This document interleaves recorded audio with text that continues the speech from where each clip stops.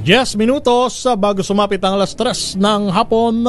Tatawin na natin ang balita mula sa iba't ibang lalawigan.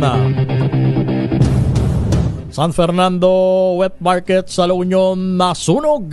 Pinsala aabot sa 200 milyong piso. Ibalita mo yan, DJ LJ ng Love Radio La Union. Mag-aalas 7 ngayong umaga, eksaktong 6:52 ng opisyal na deklarang fire out ang sunog sa wet market ng City of San Fernando, La Union. Tinatayang 1:00 pasado ng madaling araw ng Huwebes, January 11, 2024, nagsimula ang sunog na tumupok sa wet market ng lungsod na nirespondihan ng Bureau of Fire, kabilang na ang iba pang bumbero mula sa iba't ibang munisipalidad ng La Union at ng pribadong sektor. Pagsikat ng araw, tumambad ang pinsalang iniwan ng sunog na karamihan ay gawa sa lightweight materials.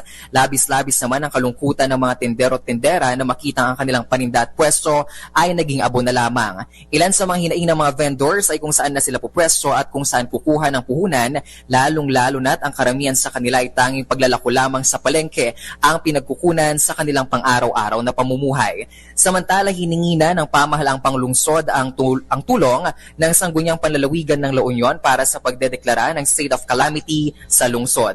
Habang patuloy namang iniimbestigan pa ng Bureau of Fire ang naging sanhi ng sunog, maging ang lawak at halaga ng pinsalang dulot nito. Ngunit ayon kay Vice Mayor Alf Ortega, tinatayang papalo sa humigit kumulang 200 million pesos ang pinsala na naidulot ng sunog.